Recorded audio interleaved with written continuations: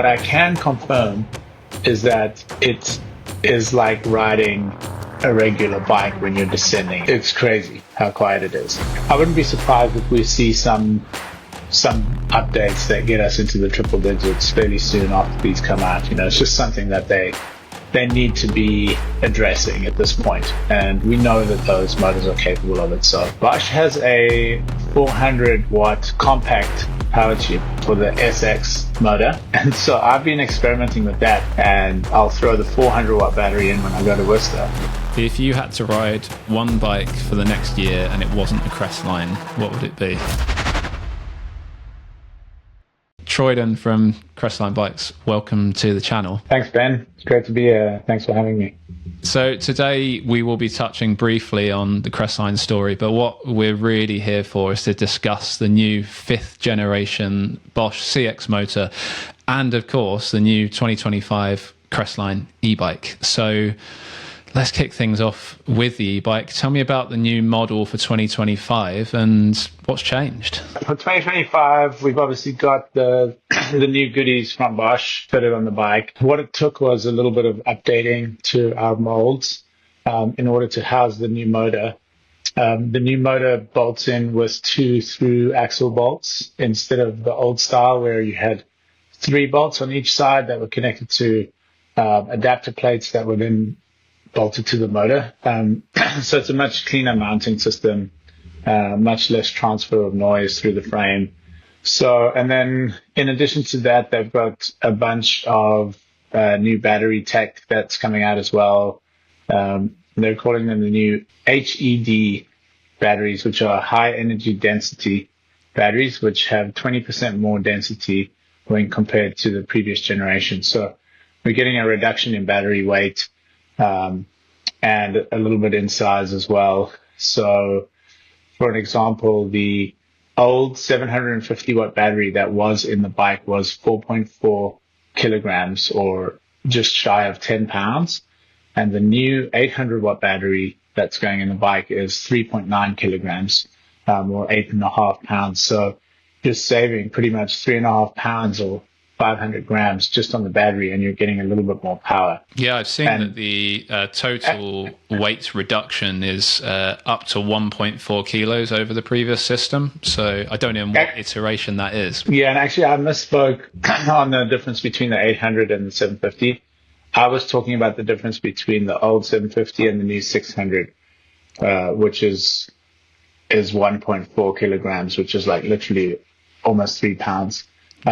So the difference between the 800 and the 750 is not quite as much, about a pound, but still crazy that we're getting, 50 more watts and a pound lighter. So yeah, that's pretty nice. So that integration of those batteries into your frame, how much have you had to change internally on that down tube to incorporate those batteries? So we had to redo the entire sort of BB area of the front triangle in order to house the new motor. And then we were quite fortunate in that the old style system had a battery rail, and that battery rail used to sit in the frame, and the 750 battery used to slide in on the battery rail, they clip in place. I didn't want to have to make the down tube even bigger to fit the new shape batteries, which are slightly shorter and slightly fatter. Yeah. And I think this decision was made so that more manufacturers can fit that full-size 800 battery into smaller frames, whereas with the 750, they were running into some issues because it's longer. So the battery shapes ended up getting shorter and fatter, but we managed to squeeze that into our down tube without making any changes other than the way we mount the battery to the frame. And I think this was something we were pretty focused on anyway, because we wanted to make sure that that mounting is really solid and we don't have any disconnection issues that have plagued some of the Bosch systems in the past. So we kind of took ownership of that in this round, and we've come up with a solution that's basically plates that we've made and a little strap that straps the plug to the battery, so that there's no way that can ever move away from the battery or be fighting against the battery. And so we've had zero issues with connectivity, which is great. Yeah, and in addition to that, we've managed to get those batteries lower in the frame. I think you actually noticed that, and that's something that we thought was pretty nice as well. Obviously, getting the weight lower. The other nice thing is whether you're running the 650, the 600 or the 800, both of them are in the lowest part that they can be in the frame when they're mounted. So you're keeping that weight nice and low in both cases. 125 hours or around once a year. That's the recommended service interval for a Fox 38 like this one. Or if, like me, you're planning on spending some of the summer in the Port du Soleil, then it could be a whole lot sooner. So to keep your Fox or Marzocchi suspension running silky smooth this year, then check out the Silverfish Service Centre. They only use genuine Fox parts when servicing, ensuring that your Fox warranty remains intact. Season 2 of the EMTB podcast is proudly supported by Silverfish, providing me with all the kit I need to survive a season here in the French Alps. Silverfish are also celebrating their 25th anniversary this year, supplying the UK with some of my favourite brands from the likes of Fox, Marzocchi, 100%, PTs, Michelin, Cushcore, and many more. Right, that's the end of the commercial break. Let's get back to the pod. I tell you what I like as well, the fact that you can run the 600 with the Power More 250 range extender, which you've incorporated the bottle cage for as well. That to me is like that's best of both worlds, because I often like to do just a short ride for maybe an hour, and that 600 would be great. And then if I did want to do that additional ride, then I've got the range extender as well. That I can see that being quite a popular option for a lot of people. I think so. And it's just nice to preserve those options for everybody, right? Where I run the 800 plus a range extender. So I'm burning through like a 1,050 watts if I want to go and do like a 6,500 foot ride. And I just want to be in turbo the whole time. The West Coast. And get down. Yeah. So, but there's something else that you might find pretty interesting, and that is Bosch has a 400 watt compact power tube that's basically meant more for the SX motor. Okay. I made a couple plates to mount that as well. And so I've been experimenting with that. And that's a pretty drastic drop in weight as well. Wow. And I've been taking the bike to Whistler, and I'll throw the 400 watt battery in when I go to Whistler. And that's been pretty cool too. It's not something that we are sort of speccing, but we do have some of the plates. So if somebody really wanted to be able to throw that in for certain situations, we can make some plates for them, sell them some plates, battery mounting plates, and then order them one of those batteries. So yeah. That's so cool, because I've been talking a lot this summer about the idea of having an e-bike as a park bike, and the weight is definitely a factor, and something even just as simple as lifting the bike onto chairlifts and silly things like that. To have a reduced battery size, I think, would be a brilliant thing for a bike like yours, which is a good park bike, I'm sure. Yeah, I've actually been having so much fun riding the e-bike and the bike park, and I think I like the weight in a lot of situations. Maybe not in those situations you've mentioned, like putting it on chairlifts, etc. But when you're actually riding the thing in the bike park, it seems to dampen a lot of the braking bumps. You just have a ton of traction, and the bike, you're hitting much bigger features typically when you're in a bike park. So sure. So yeah, we've been ripping that thing around Whistler like all summer, and yeah, it's just been a blast. And you can take it down anything, man. Okay, back to the frame. So what else has changed from the previous model? You've still got those Cascade links as well. So we stuck with the 180 mil travel Cascade link, which has the flip chip in it. It gives you the ability to set the bike up as a 160 rear travel bike or a 180. And so the two models that we're going to offer that are sort of out of the box, full complete build kits are the one model is called an LS160, and it's a limited. We're only doing 50 of those. It actually has a gold Cascade link, gold anodized link, and we're setting that one up 160 as more of a trail bike for people. That one will probably have more options for a 600 watt battery, focused more on weight, has carbon wheels, etc. So it'll be a slightly lighter build. And then we'll do a second build, like a classic that everybody knows us for, which is the 180 build. And that'll have a red anodized Cascade link with a gloss red Zeb Ultimate fork. And we've managed to get Vivid air shocks on those as well. So, and both bikes coming in around 22 kilos, is that right? So with the 600 watt battery, we're pushing to be just sub 22. So I'm waiting for all the final sample builds to arrive, and I can confirm all of that. But it's looking like we're going to be right in that range of things. Still with half decent tires, not downhill tires, but definitely enduro casing, cryptos or something like that. So yeah, not cheating too much on those numbers. Yeah, I mean it's weird. It's like it's such a tough one with this weight thing. It's something that a lot of people focus on, but we want to make sure the bikes are really rideable as well. I was very close to putting a Lyric on the 160 version of the bike, and there's plenty of companies out there putting either a 36 or a smaller fork on the bike, and I just couldn't get myself to do it. It just feels wrong. It just looks a bit out of place. So you can definitely, like, if you really want to make these bikes light, you can also go and order a frame set, which we'll offer as well. And you could build it with light components, and you could get it pretty low in weight if that was your focus, especially if you did a 600 or even went to the 400 battery that I mentioned. You could definitely get the weight down. I just think they need to be rideable. We could do it like a lightweight build and jump up and down and say, oh, we've got a 21 point whatever kilogram build, but I just don't know that it actually is a usable build either. I've seen a lot of companies have that build, but almost nobody purchases that one, and everyone purchases the other one, and then they get the bike and it's like 23 kilograms.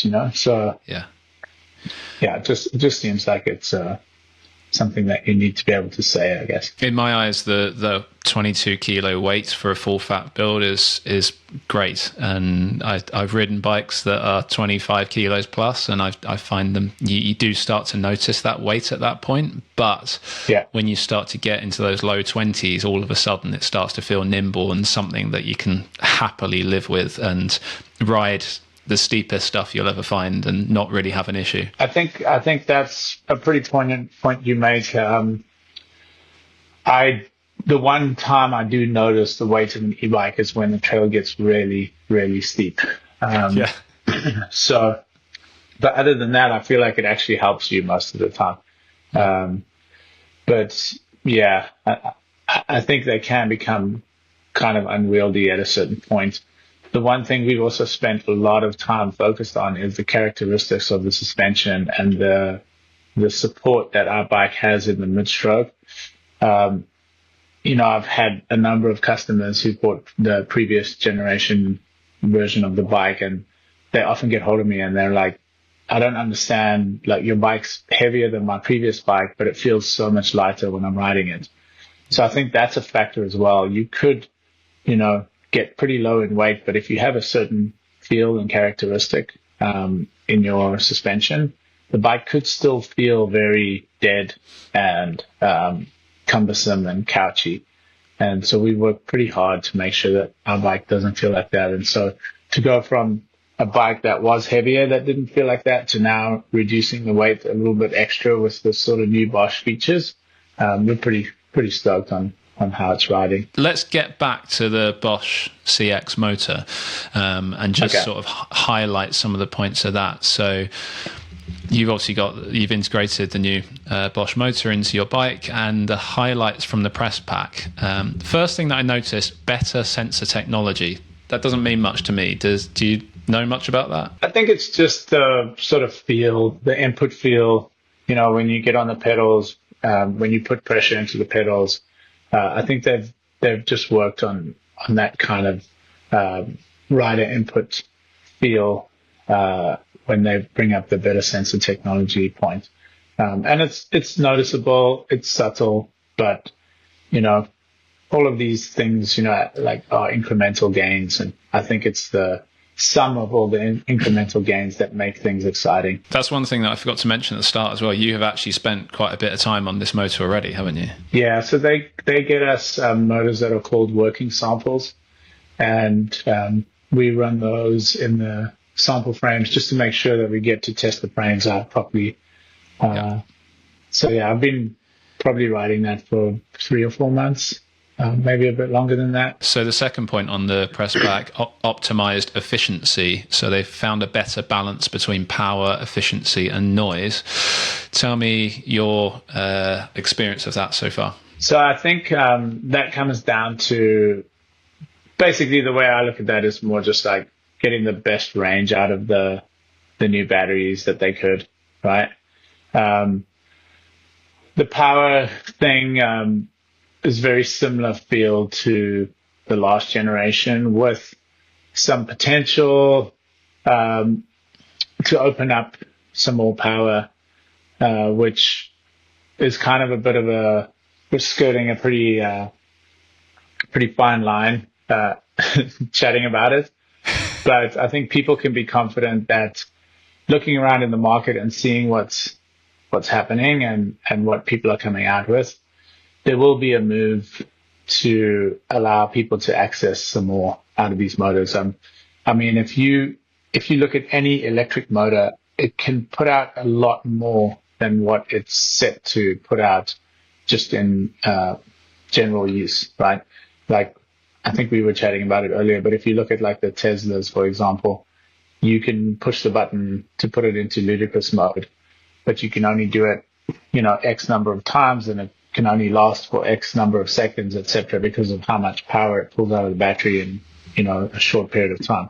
All these motors are capable of a lot more output than what they give to us, So I wouldn't be surprised if we see some updates that get us into the triple digits fairly soon after these come out. It's just something that they need to be addressing at this point, and we know that those motors are capable of it. So what you're saying to me is the 600 watts 85 newton meter figure might not be a figure that they're talking about in a few months' time.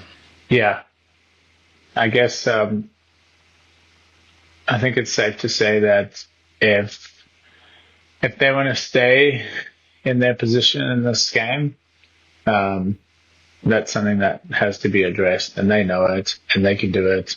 So, yeah, I think if everyone's just a little patient, it's going to happen, and sure. It'll literally be down to this is all software, so it'll literally be down to I believe it'll literally be down to an update. The other really nice thing, yeah. I see you like you like this. I mean, I'm thinking a company like Apple can do an entire launch of their new phone and say that Apple Intelligence AI is the next big thing, and it's not even ready yet. So if Apple can do that, then there's no issue that with other companies like Bosch maybe doing the same thing. Yeah, exactly. So and I'll say it, but I'm pretty confident we're going to be in the triple digits. So something to look forward to. Power, more power. Yeah. I'm curious to see what that kind of thing, there's not a lot of these motors out there that are putting out that kind of power. Obviously, everybody knows about the newer ones that have been announced that are in the sort of hundreds. I'm curious to see what it does to drivetrains, and I'm curious to see if people really feel strongly about having that output available all the time. And I'm curious to see if there's not a world in which there's kind of like a happy place. I'm riding up the mountain to come down, right? It's nice to have more power, but at the end of the day, I want a system that works really well, that I can trust, that's quiet, that's efficient, and allows me to get up to do the stuff that I really want to do, which is ride down. and I'm not sprinting on the way down. I'm not really as focused on that on the way down. So I think having access to that is something that people are going to want, because people always want to have access to, what is available and what's out there. How usable or how used it's going to become is something that I'm going to be watching and I'm pretty interested in seeing. And I also am going to be curious to see what impact that has on wearable components on your bike. Thinking about, like, we don't have one, but there's got to be some people out there with idler pulley e-bikes, for example. You start putting that kind of power into an idler pulley e-bike, you're putting that much more strain on the idler. Yeah, I'm just curious to see what's going to happen. It's exciting though that potential's there, and it's exciting to know that we'll get to experience it. And then, wouldn't it be nice if you had the option to either use it or not use it?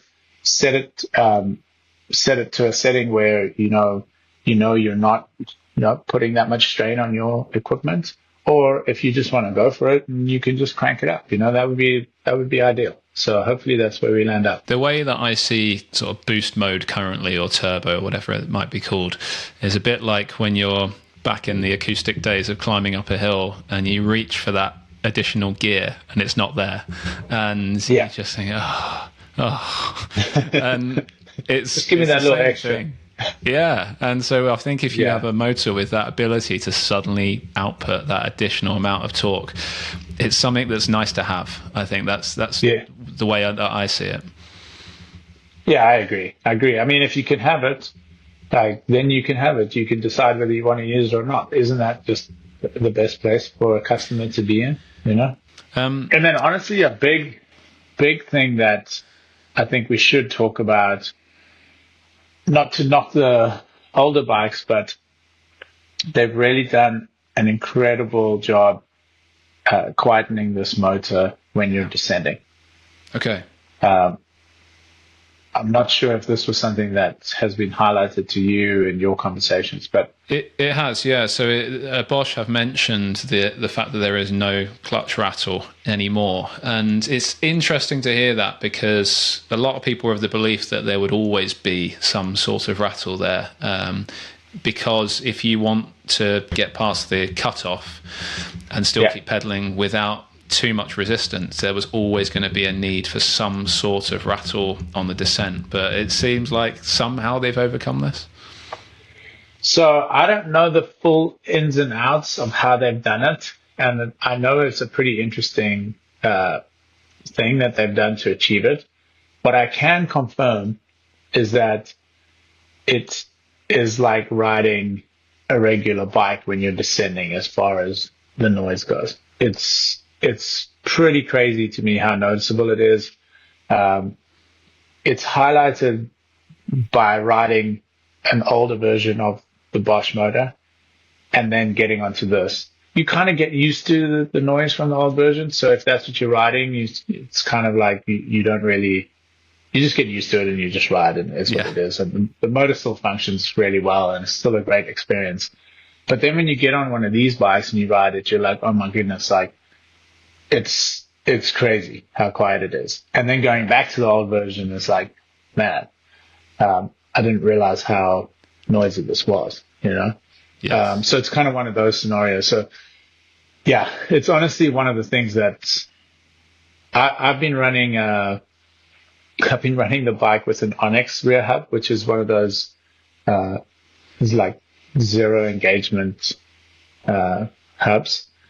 And it's dead quiet hub. It doesn't have any sort of hub noise, and it's just insane to me how quiet the bike is. So, talking of climbing characteristics, how does this one differ from the previous generation? Is it just subtle, or is there anything noticeable that you can tell when climbing maybe more technical terrain? This is a regular CX version of the motor, and so everybody's obviously waiting to see if or when there'll be a CXR version. This is already lighter than the old CX. With the potential updates, it's just a much better motor than the previous generations, like in any way you look at it. And I'd say the climbing characteristics are not that dissimilar to what you were used to with the old Bosch. It's just, maybe this is where the better sensor technology comes in, and the input and the sort of output of power according to your input, and the smoothness of that is maybe optimized a little bit. Mm-hmm. But yeah, there's nothing. I mean, the stock CX motor seems to have a little bit more overrun than the previous generation of the CX motor. It might not have quite as much as the CXR, but it's something that they seem to have added to their SX motor as well, which has a little bit of overrun. So I think that's becoming more of just a standard thing. So would you see this as more of a facelift on the Gen 4, or is this a fully fledged Gen 5 update? I mean, I think at this point, if you go back and look at all the generations of their motors, they're all incremental gains, right? I don't think, unless they came out with like a gearbox motor or something that was just drastically different and a huge departure from where they are, I would always just view these things as updates and gains that they're making as they're learning more, right?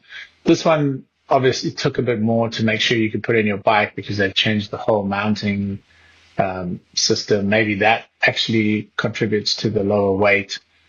I do know that, they've run their old mounting system for a long time. So I'm hoping that, this change is something they really thought through and will remain in place for a while, where, any other updates that come or any new things that come as they continue to progress will be able to be something that can just bolt into this mounting pattern, One thing I would like to talk about is what it's actually like to work with Bosch and what the manufacturing processes actually are when a new motor is announced, because we're now going into Q4 2024.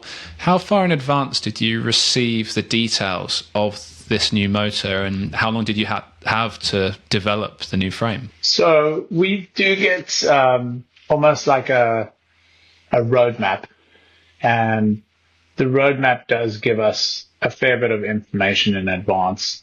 And then on that roadmap, they will tell us when their model years run from July to July.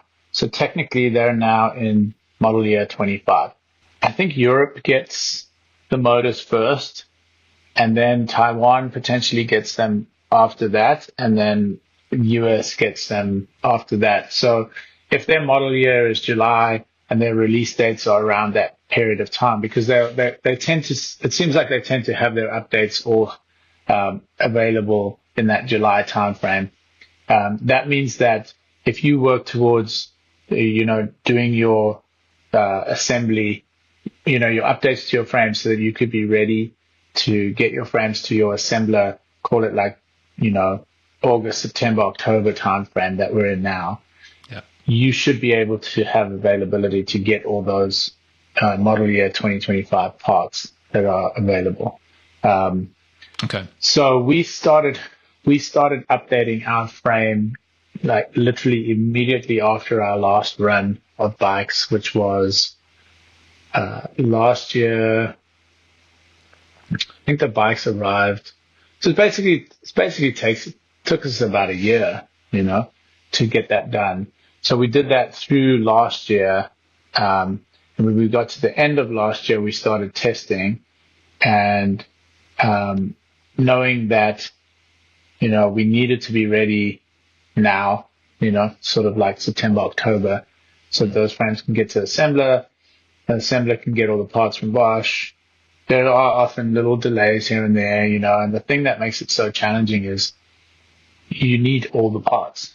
If they have an issue and, something is, say they have an issue with batteries, for example, like you're kind of stuck until they sort that out. And your assembler won't go and pick up all your Bosch parts until Bosch has everything ready, because they don't want to be picking up stuff and then sitting around waiting. So never mind all the other parts that go on the bike, everything sort of has to line up. So that's the biggest challenge, is that, and making sure that the assembler can go and pick up everything on time. And then the assembly of the bikes actually doesn't take very long at all. It's more the prep. Yeah. I mean, I think it's pretty, like if they were doing 100 bikes, they could do it in a couple days. No. Yeah. So, because I mean, that's what these factories do. They assemble bikes, and like we're a tiny, tiny customer. So, yeah, they can knock it out. But the prep in making sure that everything's there on time, the frames are inspected and go through another QC process there. All the parts have arrived and can be accounted for. They won't even really like schedule it to be, put on the line to be produced until they know everything's ready to go. And that's the challenge, So we're pretty on track to have these. They're in that process right now, and so we're on track to have them on a ship before the end of November. And so we're hoping we'll have them here before the end of December, Nice. If everything goes to plan. Going back to the manufacturing side of it and the factory where your frames are built, I assume they build a lot of frames for a lot of other brands as well. Is there quite a lot of crossover between the sort of design and the style of the frames? I mean, I would imagine that the layups share some similarities.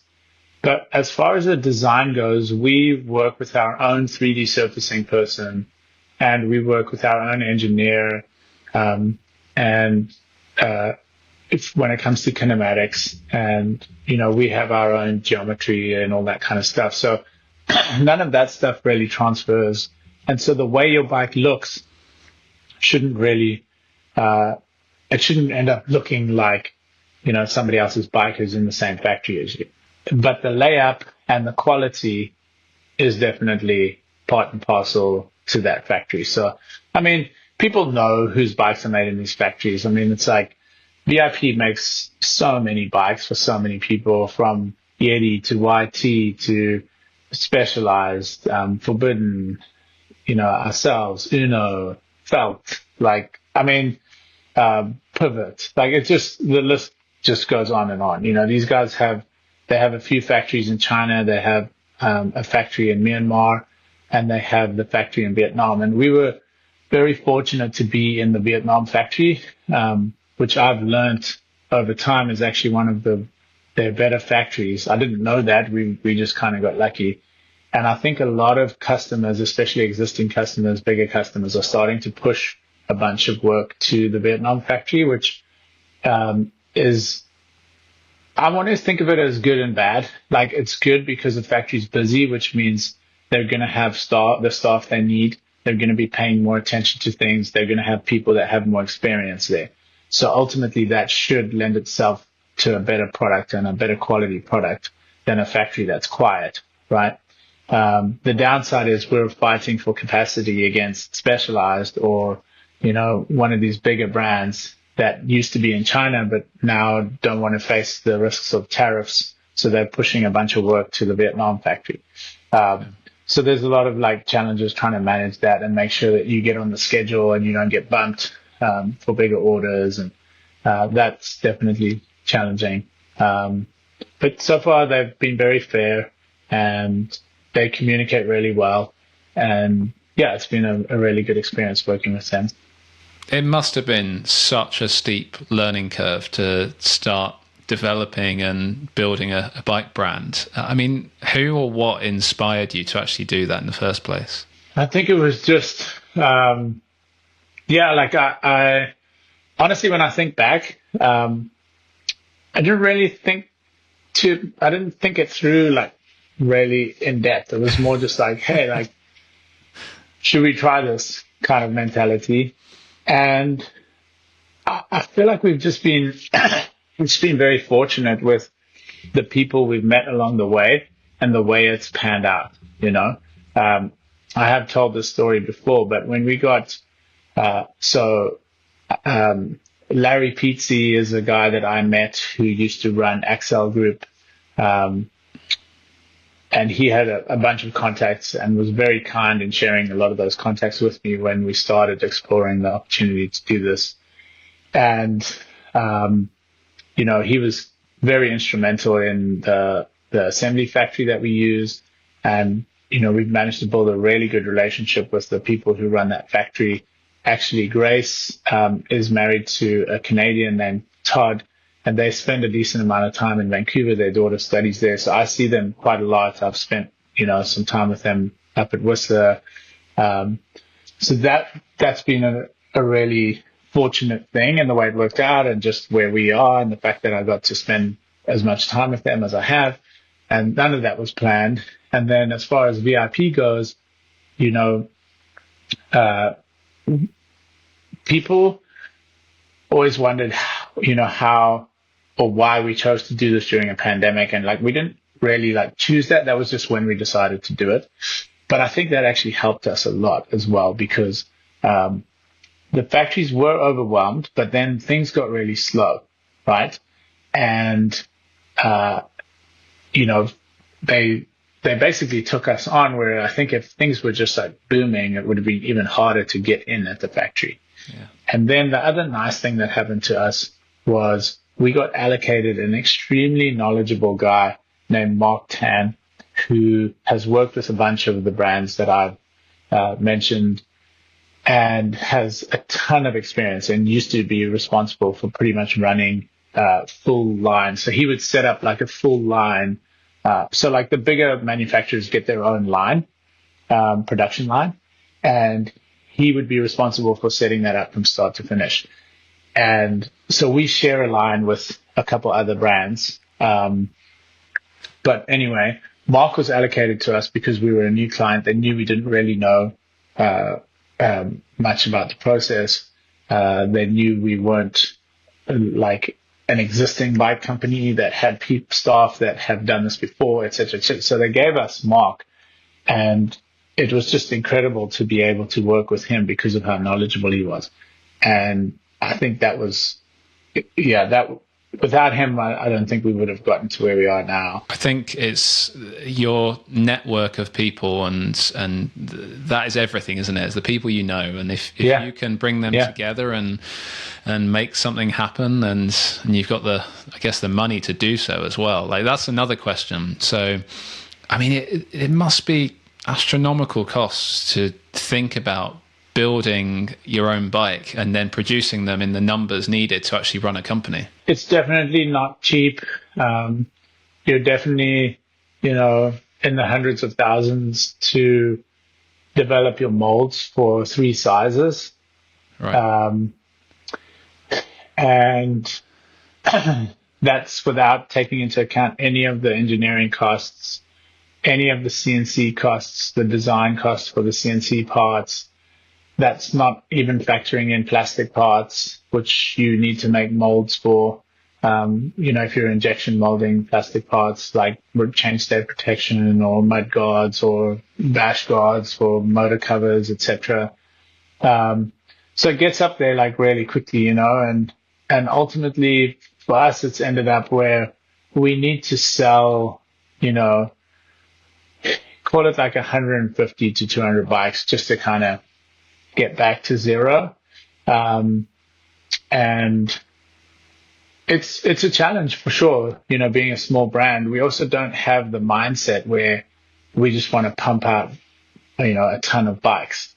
And, I think we need to make sure that we do this well, and doing the update that we've done now and allowing us to have run the previous generation of the bike for literally a 2-year period, and now have an update with fairly substantial changes should allow us to run this for a decent period of time, and hopefully get to the point where we can reinvest and keep growing the brand, because the updates to the molds didn't cost as much as it would have cost to actually do a full brand new mold. Okay.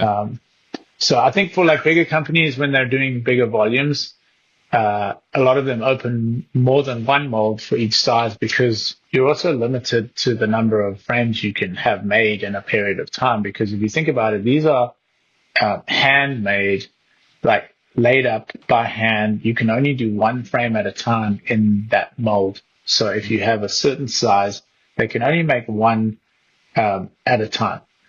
So you are limited to how many you can make in a short period of time. So the bigger guys actually make multiple molds of the same sizes in order to facilitate making the numbers that they need to make, So that's a factor as well. And I don't know that we'll ever get to that point. And I don't know that we want to get to that point. For us, it's more like we need to make sure we sell enough bikes to support our customers, make sure that we can stay on the cutting edge of, the technology and everything as it moves, and make sure that we can continue to offer the best product, or a product that stands up to any other company out there, whether it's a huge brand, a small brand, a boutique brand, whatever. We want to make sure that our product is like up there with the best of them.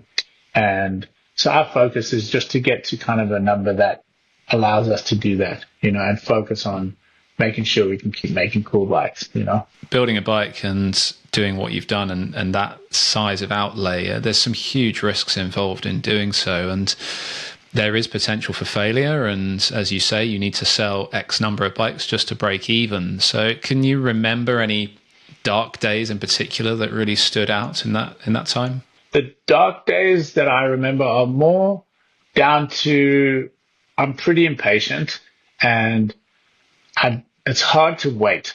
You kind of want these things now. You've worked on them. You kind of want people, I want people to ride this new bike. I'm excited about it. I want to get it out there.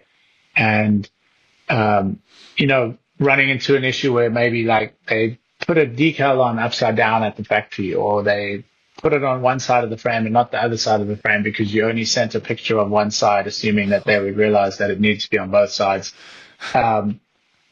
That can really slow the process. And now you're like another month to get that all fixed. And, so those are the only real dark days that we've experienced so far. We've been pretty fortunate with the support we've gotten. Every batch of bikes we've done so far, we've sold through. We haven't had to discount bikes. We haven't been stuck with bikes. So yeah, we're just super grateful that we're getting the support we're getting, and we want to just continue to do the best we can to support those customers and look after those customers that have supported us, because it's been amazing so far. And it is really it's fun to be able to do this and create something like this and then have people, get out there and ride them and experience it and enjoy it and affirm things that we know we need to change, or we also like hearing feedback from people. I'm sure there's one person that is no stranger to knowing how a bike works, and that's Aaron Gwin.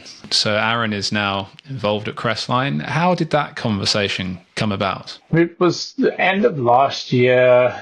We were honestly in a position where we weren't sure what we were going to do as far as racing goes for the following year. I mean, my business partner, Mark, and myself both love downhill, and we both did a fair bit of racing, and we love riding downhill bikes. And so that's always been sort of in the DNA of the brand.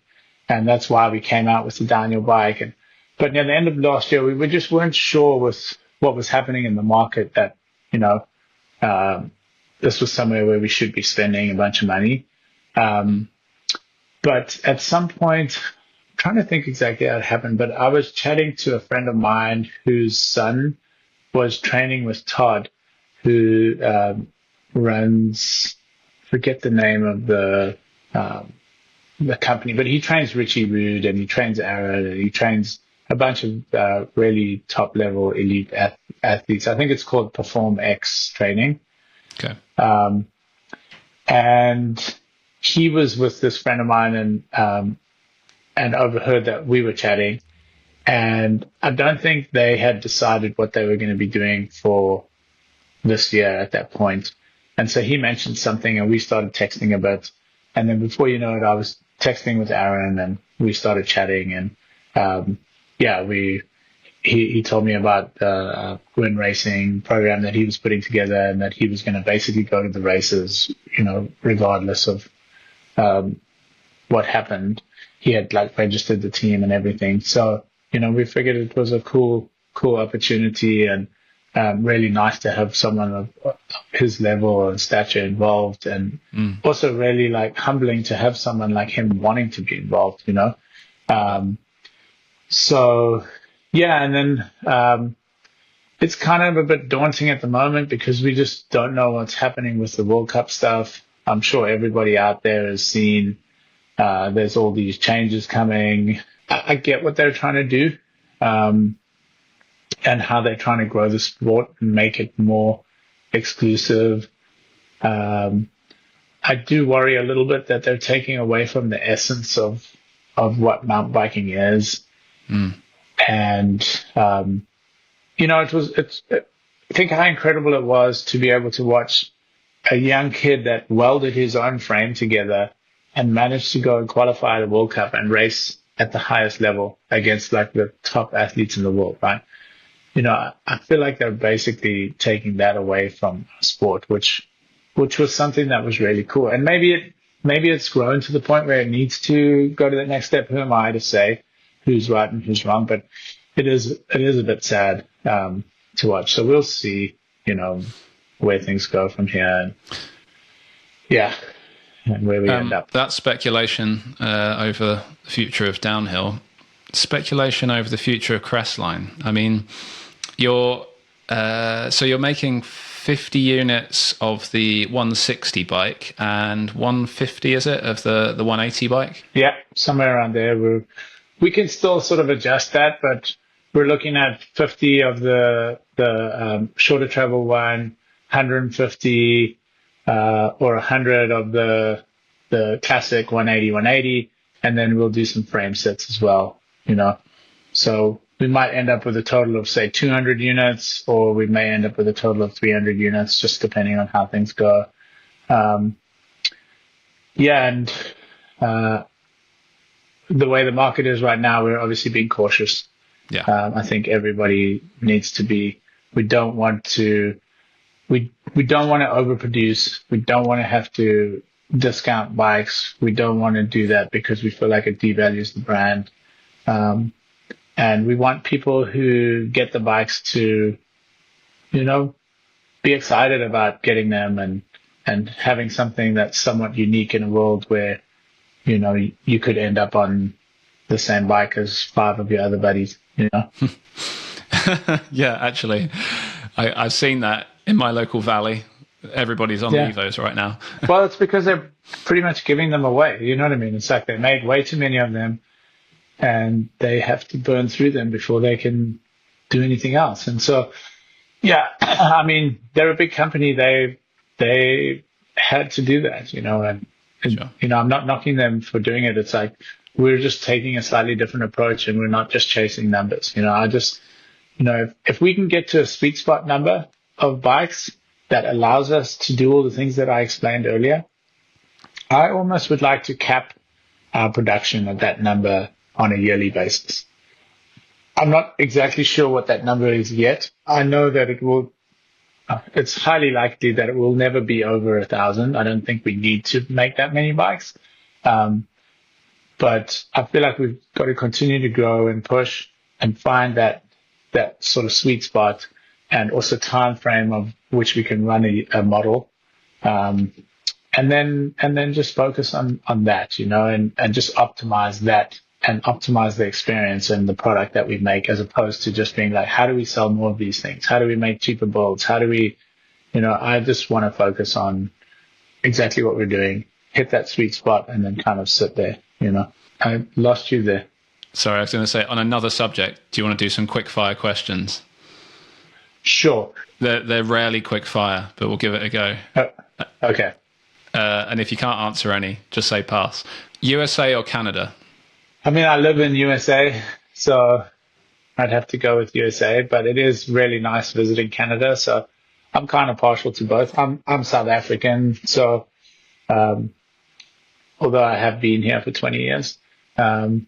Honestly, going from the US to Canada feels quite similar, especially if you're where we are, which is Bellingham. So I'm north of Seattle, and I'm about half an hour from the border. And we're in a pretty much a very outdoorsy, mountain bike centric community. And so going from here into Vancouver or up to Squamish, Whistler, it feels the same. The Sure. environment's the same. So yeah. Favorite place you've ever visited? It's got nothing to do with mountain biking, but I think Belize. Oh, okay. Yeah. It was Yeah. a really cool. I went down there with my wife a number of years ago, and it was really, really interesting going to the Mayan ruins and going into these weird caves down these rivers, and then also getting a private tour up one of the rivers to go and see where the park rangers look out for the scarlet macaws and make sure that they don't get poached. Whoa. And sort of being on the river in the middle of nowhere with absolutely not another human in sight was pretty cool. Coil or air shock? I'm an air shock guy.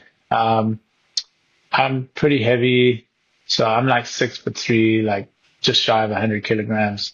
I feel like an air shock gives me a little bit more support and allows for a somewhat more playful bike, which is the way I like it. I've actually even run air shocks on downhill bikes, so I'm definitely an air shock guy. Fox or rock shocks? I have to go with rock shocks on this one. Thought you might say that. I find it more challenging to find my happy place on a Fox. I can find it, and when I find it, I'm happy. I just tend to find it easier with a rock shock setup. And once I'm there, it seems to kind of just keep me there. Whereas with Fox, I feel like I end up, on a different trail or in different terrain and I start like messing with it and twisting knobs. And before you know it, I'm trying to get back to where I was. And yeah, the rock shock stuff for me is a little bit more plug and play. And Sure. yeah. Best trail or bike park in the world? So I think it'll be hard not to say Whistler, just because it's fairly close and I can get there within 2.5 hours. And so I've gotten to know the mountain, and when you know trails, it makes them more fun because you can push that little bit harder and, you can start sort of opening up and unlocking certain things. Best trail in the world, that changes fairly frequently, especially living in a place like Bellingham where we have such an amazing community of builders, and we just have endless trails popping up, and they almost stay the best trail I would probably give them about, a lot of the building happens in winter, and then springtime is just all time because you just have the most amazing dirt and fresh trails. And then, once you get through the end of summer, things are, pretty blown out, pretty ridden. And yeah, so definitely something that changes quite frequently. We've got so many good trails here. It's kind of crazy. You don't have to answer this next one. If you had to ride one bike for the next year and it wasn't a Crestline, what would it be? Yeah, it's kind of hard off the top of my head because there are so many boxes you want checked, and I kind of know what those boxes are because of the bike we've created. Sure. And I would have to see if I could find something that got close and checked, most of those boxes for me. Yeah. Definitely a Bosch bike. Potentially something that had this new DJI motor in it. Would need to be a bit more travel than what they're offering. So it would have to be someone else who does something. So, yeah, so I could piece together a bike for you. Like if I chose aspects of certain bikes and put them together, And you'll end up with a Crestline, basically. Maybe something close, yeah.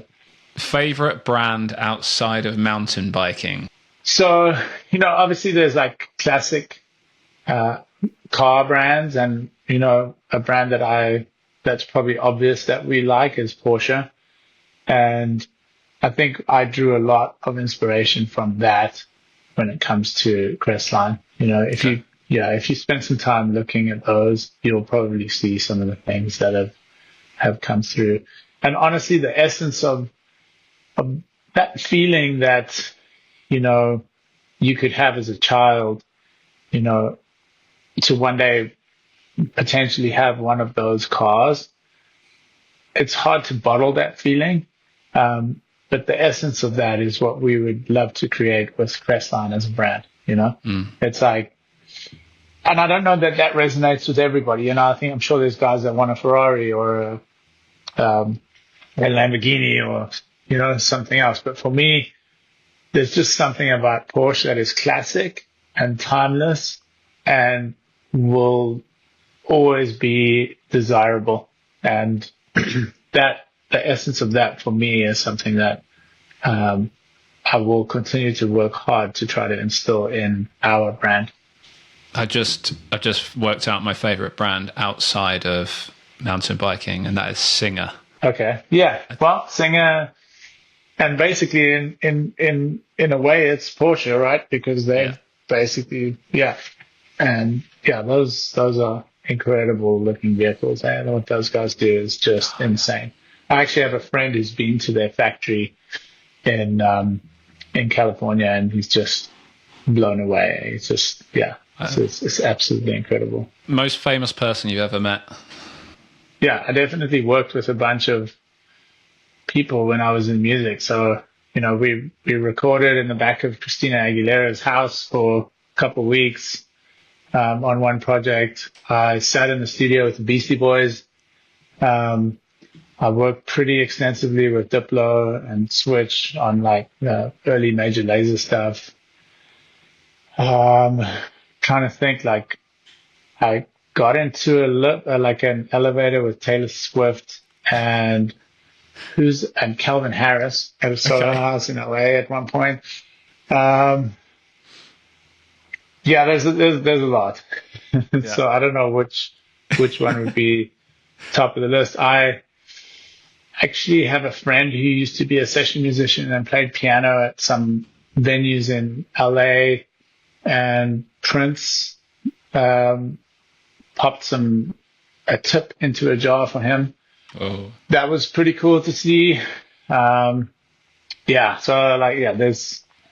number of those. I knew you'd have some good answers for that. Last one, musical guilty pleasure. Are there any that you choose to admit to? Musical guilty pleasure. You know what the crazy thing is? I often get people commenting on the fact that, I'll be in the car and I won't really be listening to anything and it'll just be quiet. And I think, I spent like a good 15 or 16 years surrounded by music and, almost overwhelmed by music that I'm probably the last sort of 3 or so years being involved in mountain biking have almost lost touch and not really spent as much time digging for music and really paying attention to it like I used to. So I don't even really know how I would answer that question, because I come from a time where we used to buy records. And I used to sit in the exchanges in London where you could buy records for 50p or a pound. And we would have portable turntables and we'd go sit in the basement of the exchanges, the record exchanges, and go through all the white label promos that were, like DJs would be given and then they would sell to the exchange. And that like tactile searching for rare records that, that was something that really drew me into that world, as opposed to now where just like everything's available and you can get anything. I don't know, like guilty pleasure. So, I mean, there's so much good music out there now, and silence is your guilty pleasure. Yeah, probably that's probably an accurate analogy. Yeah. Okay, cool. Final thoughts. Where can people buy the new bike, and how long do they have to wait? I believe this will be broadcast on the day that we announce all these updates. Yes. And you will be able to go to our website, crestlinebikes.com now, and place pre-orders. If you are on our mailing list, you will receive some kind of pre-order incentive that we will send out today. And we're on track to have bikes arriving in December, and they'll immediately start shipping out to customers that have placed pre-orders very shortly after that. So, today's the beginning of October, and you place your pre-order today, and you should, have bikes before the end of the year. Amazing. Brilliant. Yeah. Don't forget to follow Crestline on the socials for more updates, and also subscribe to the podcast for more in-depth discussions like this, plus a whole lot more. Thank you, Troydon, for your time. It's been a great chat, and also just to get your insight and to speak to someone that's actually spent some time on this new Bosch motor. So, yeah, and thank you so much for having me, Ben. It's been awesome to chat to you, and hopefully we'll get to do this on a somewhat regular basis, have these catch-ups. Thanks, Troydon, and we'll catch up again.